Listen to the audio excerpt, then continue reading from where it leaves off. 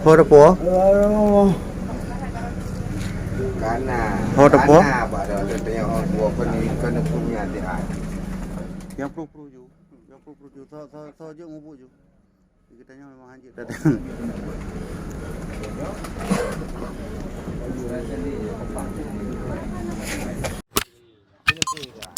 Syederalun, seorang pemuda berasal dari Aceh, yakni Pidijaya, meninggal dunia setelah disebutkan mengalami sakit mendadak usai membakar bungkusan putih yang ditemukan di depan tempat usaha tempat ia bekerja. Kabar ini disampaikan oleh Bukhari Ibrahim, yakni Ketua Sosialisasi Ummah Ban Sigom Aceh atau SUBA pada Serambi On TV, Rabu 29 Juni 2022.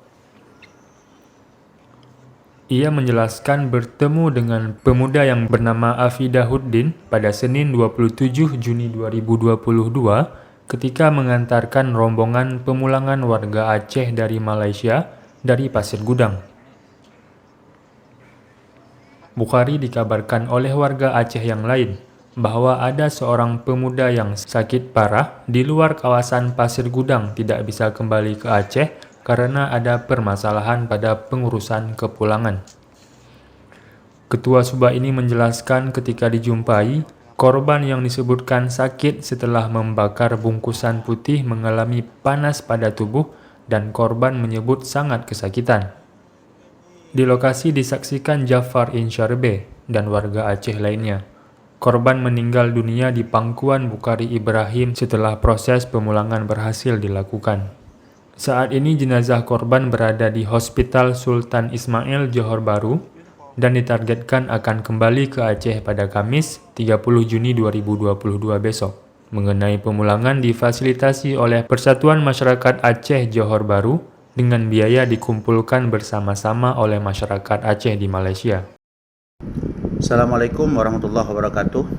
Bacut lebih gambaran tentang peristiwa sakit dan Afinuddin yang di Pasir Gudang.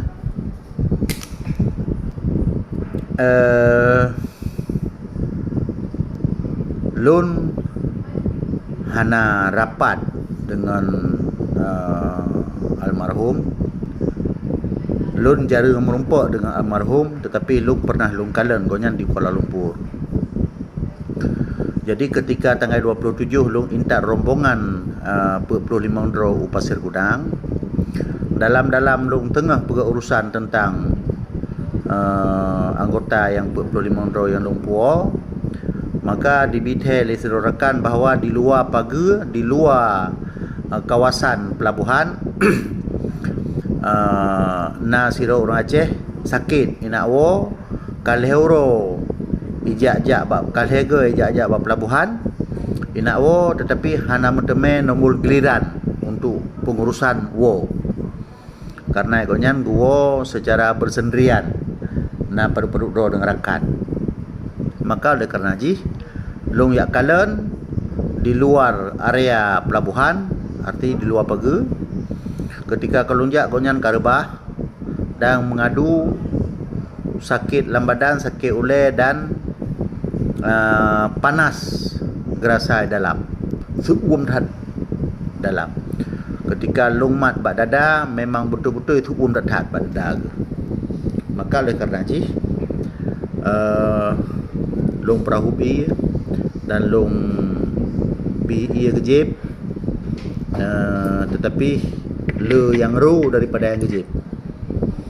Kemudian na siro rakan gonyan gepegah bahawa bak tempat gonyan kerja alih bak tempat gonyan megat. Jadi posisi ji status ji puke kedai droga alih pih kedai tempat ke kerja atau cuma ke bantu-bantu. Nya itu hana jelas karena dasar memang hana tat rapat ngomongnya. Tapi pernah nukal dan okey. Ketika gonyan bak tempat kekerjaannya, gonyan merumpuk sabuh bungkusan berwarna putih ubi boh manuk ija di dalam le barang-barang